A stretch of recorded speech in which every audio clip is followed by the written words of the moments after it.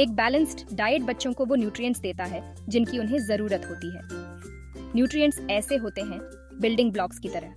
ये बच्चों को ग्रो करने और स्ट्रांग बनाए रखने में मदद करते हैं। ये दो तरह के होते हैं, मैक्रोन्यूट्रिएंट्स और माइक्रोन्यूट्रिएंट्स।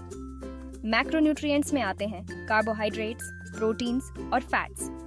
कार्बोहाइड्रेट से एनर्जी मिलती है, प्रोटीन से मसल्स बनते हैं, फैट्स हमारे ब्रेन डेवलपमेंट के लिए जरूरी होते हैं। तीनों ही चीजें सही अमाउंट्स में चाहिए होती हैं। माइक्रोन्यूट्रिएंट्स में विटामिन्स और मिनरल्स आते हैं। ये हमें थोड़ी अमाउंट्स में चाहिए होते हैं। विटामिन्स हमारे बॉडी के अलग अलग फंक्शंस में मदद करते हैं, जैसे विटामिन ए आंखों के लिए अच्छा होता है। मिनरल्स जैसे कैल्शियम से हड्डियां मजबूत होती हैं। एक बैलेंस्ड डाइट में ये सारे न्यूट्रिएंट्स होते हैं। इसका मतलब है वैरायटी का खाना खाना चाहिए। फ्रूट्स, वेजिटेबल्स, ग्रेन्स, प्रोटीन्स और डेयरी रोजाना मील्स का हिस्सा होने चाहिए। इससे बच्चों को सारे जरूरी न्यूट्रिएंट्स मिलते हैं।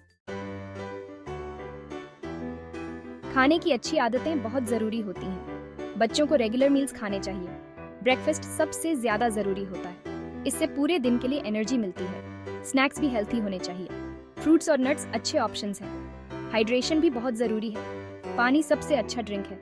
यह हमारे बॉडी को अच्छे से काम करने में मदद करता है। बच्चों को पूरे दिन पानी पीना चाहिए। शुगरी ड्रिंक्स कम पीने चाहिए। इनसे दांत खराब हो सकते हैं और वजन भी आ सकता है। पेरेंट्स एक अच्छा एग्जाम्पल सेट कर सकते हैं। फैमिली के साथ खाना खाने से मदद मिलती है। बच्चे बड़ों को देखकर सीखते हैं। अगर पेरेंट्स हेल्दी खाना खाएंगे तो बच्चों के भी ऐसा करने के चांसेस ज्यादा होते हैं। बच्चों को खाना बनाने में शामिल करना एक फन एक्टिविटी हो सकती है। इससे उन्हें हेल्दी फूड्स के बारे में पता चलता है। जो बच्चे खाना बनाने में मदद करते हैं वो उसे खाते भी हैं। ये फैमिली के लिए एक अच्छी एक्टिविटी हो सकती है। शारीरिक गतिविधि शरीर और दिमाग दोनों के लिए अच्छी होती है। इससे बच्चे फिट रहते हैं, साथ ही उनका मूड भी अच्छा रहता है।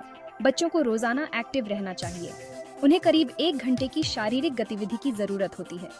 ये स्पोर्ट्स खेलना, दौड़ना या डांस करना भी हो सकता है। जरूरी है कि ये सब फन तरीके से किया जाए। सेक्शन 5, नींद का महत्व। वृद्धि और स्वास्थ्य के लिए नींद बहुत जरूरी है। ये शरीर को ठीक होने और दिमाग को जानकारी को प्रोसेस करने में मदद करती है। पर्याप्त नींद के बिना बच्चे चिड़चिड़े हो सकते हैं। अलग अलग उम्र के बच्चों को अलग अलग घंटे की नींद की जरूरत होती है। शिशुओं को 14 से 17 घंटे की जरूरत होती है। प्री स्कूल बच्चों को 10 से 13 घंटे की जरूरत होती है। स्कूल बच्चों को 9 से 11 घंटे की जरूरत होती है। किशोरों को 8 से 10 घंटे की जरूरत होती है। नींद के लिए अनुकूल वातावरण बनाएं। एक शांत, अंधेरा कमरा सबसे अच्छा है। सोने से पहले की दिनचर्या मदद कर सकती है। किताब पढ़ना या नहाना सोने का संकेत देता है। माता पिता को एक निश्चित सोने का समय निर्धारित करना चाहिए। सोने से पहले स्क्रीन से बचें। बच्चे के समग्र स्वास्थ्य के लिए नींद जरूरी है। सेक्शन 6, मानसिक और भावनात्मक स्वास्थ्य। मानसिक स्वास्थ्य भी शारीरिक स्वास्थ्य जितना ही महत्वपूर्ण है। बच्चों को प्यार और समर्थन महसूस होना चाहिए।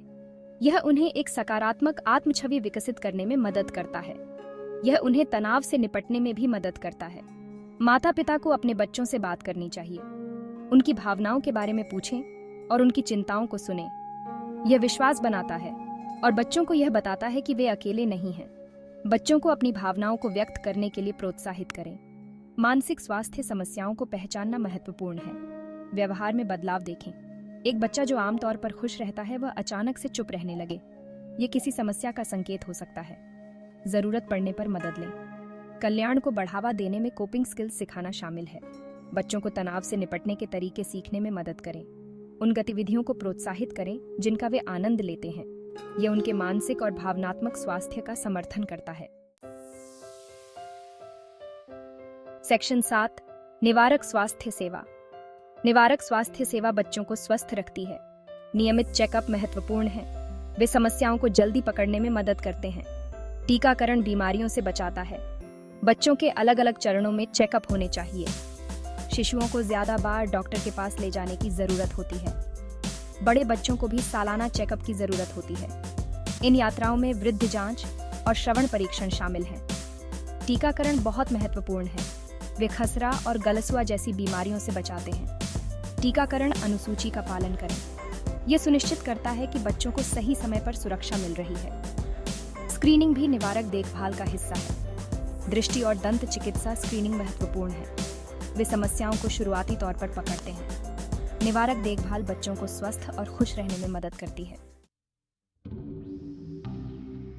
सेक्शन 8 सुरक्षा विचार। बच्चों के स्वास्थ्य के लिए सुरक्षा बहुत महत्वपूर्ण है। एक सुरक्षित घर दुर्घटनाओं को रोकता है। सुरक्षा द्वार का उपयोग करें और बिजली के बोर्ड को ढंक कर रखें। खतरनाक चीजें बच्चों की पहुंच से दूर रखें। बच्चों को सुरक्षा नियमों के बारे में सिखाएं। ऑनलाइन सुरक्षा भी महत्वपूर्ण है। बच्चे ऑनलाइन क्या करते हैं, इस पर नजर रखें। उन्हें सुरक्षित इंटरनेट के इस्तेमाल के बारे में सिखाएं। ऑनलाइन अजनबियों से बात करने के खतरों के बारे में बताएं। स्क्रीन टाइम के लिए नियम बनाएं। यात्रा सुरक्षा में कार सीट और सीट बेल्ट शामिल है। हमेशा अपने बच्चे की उम्र और आकार के लिए सही कार सीट का उपयोग करें। बच्चों को हर बार सीट बेल्ट लगाना सिखाएं। बच्चों को सड़क सुरक्षा के बारे में भी सिखाएं। सड़क पार करने से पहले दोनों तरफ देखें। बाइक चलाते समय हेलमेट पहनें।